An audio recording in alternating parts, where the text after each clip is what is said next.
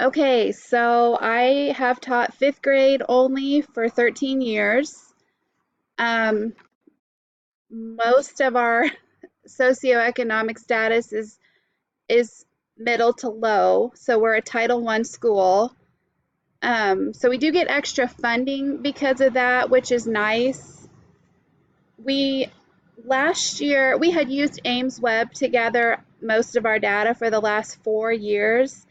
We just switched to FastBridge this year and didn't even have any PD on it until right before school started. And we're still actually we do grade level meetings once a week. So it's the two grade level teachers, the principal, and then if it's reading, the reading coach, if it's ELA, the ELA coach, social emotional, then we have our family support worker, and then we have our solutions intervention team, which are our curriculum coaches divide up those caseloads, and then if it's your grade, you start the SIP plan. So we kind of rotate through those four things, and so we are continually talking about some type of data at least, once in a professional setting on a weekly basis. Um, I like FastBridge. I don't know that much about it. I'm about as educated as the rest of our school right now. I think that it breaks it down a little bit more, and I appreciate that the computer grades everything because it was just taking hours and hours and hours.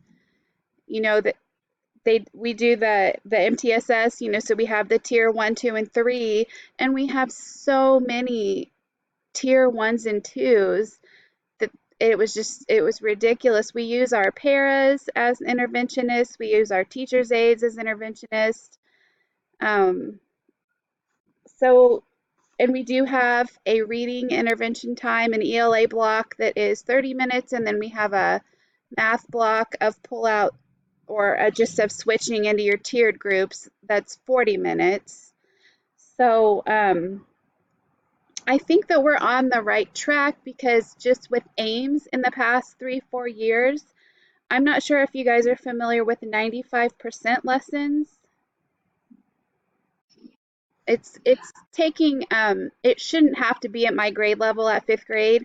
They are it's like breaking it down and going backwards into the six different syllable types and just saying words correctly. And so before Ames, we didn't really do anything. And so the first couple years as a fifth grade teacher, I had to teach fifth graders these 95% lessons. And those lessons should be for like third, second, maybe even first grade. So I feel like we're making improvement in closing the gap because I do not have to teach 95% lessons anymore. Um, I guess my biggest well, let me back up a little bit. I appreciate FastBridge because it has the SABRS piece, which is the social and emotional. And I guess to me, aside from home life and things like that, that's the biggest gap that there is. I feel like we all, as educators, are bending over backwards to help in every way that we can, and we just can't control what goes on at home. So, the cool thing about Sabres is I get to score my kids, and then the piece I like is that they get to score themselves. So, they're asked similar questions, but in kid friendly language. And so they just took those quizzes, and so I'm excited because then there's a report where you can compare side by side how you scored them versus how they scored them, so you can kind of see, is this child self-aware, or did I learn something new, that I didn't know? I thought a kid was quote unquote okay, and maybe they're really not. So to me, that's the area where I feel like the gap needs to be closed the biggest. And so I guess my question is probably going to be one that can't really be answered either because I often wonder like what else can I do? I bring kids clothes, I bring them toiletries, and I've snuck kids food before because their parents got mad and called it charity. So I guess my biggest concern is just what more can I do to I guess make them feel secure at least for the 7, 8 hours that they're at school. That's my thing that baffles me on a daily basis.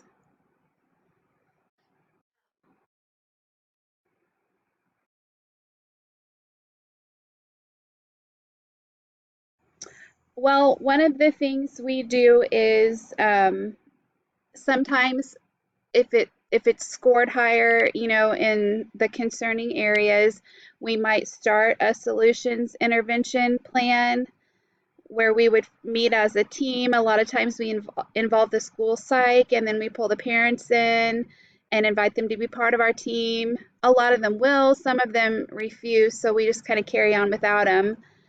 A new piece that we added towards the end of last year was we the family support worker took the data and kind of broke it down, and we have a couple of male paras and interventionists who are amazing positive male role models. So they're taking some, we just call them behavior groups. We're just picking kids in similar age ranges with similar concerns, and they get an extra 20 minutes of pull out twice a week to sit, and they have curriculum they use. It could be a book or it could just be a program or just a conversation.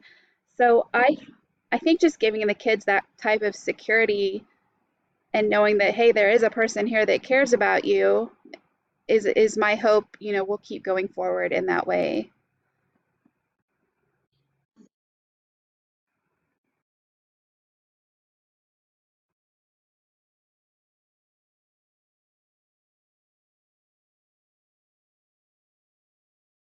Oh wow.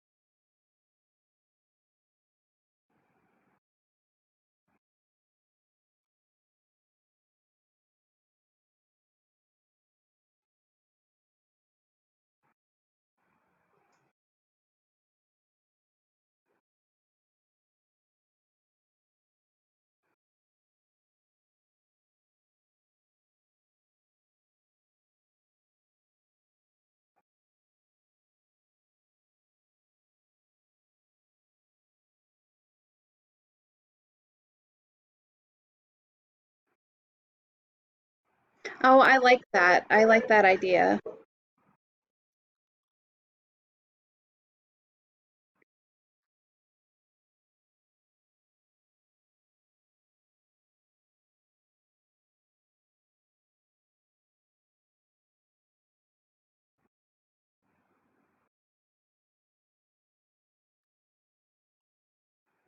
I like that. Right now, I just have all those kinds of things just stuffed wherever I can fit them in my room for my kids that I know that need those on a weekly basis. But I might actually suggest that to our family support worker. I like that idea.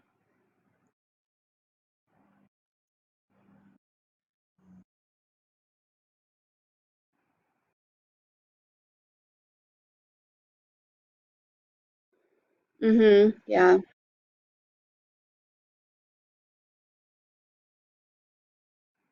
I like that idea. Thank you. We are. Yes. Yes.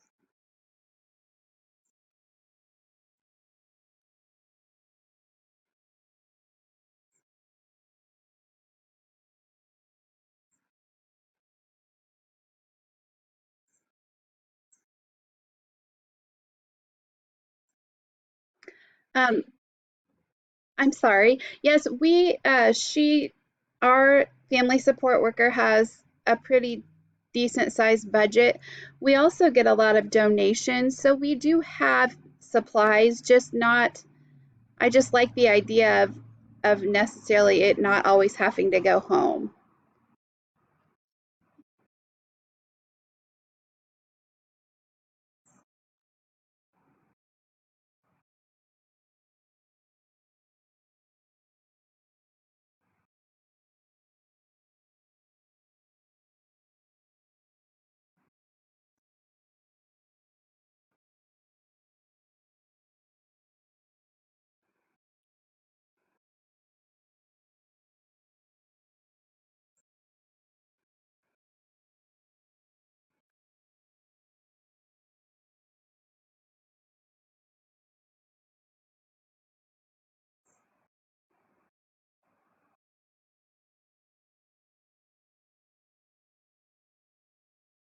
Yeah,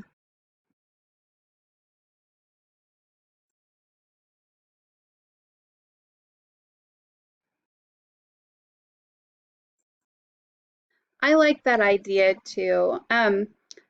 Culture and relationships are the most important to me, and I probably would even say over the academics part. I know that's what we're all here for, but I just fall in love with each kid every single year, and that's just I guess that's just who I am. So, but thank you for listening. I like your ideas, and I'm excited to look into those and give them a try.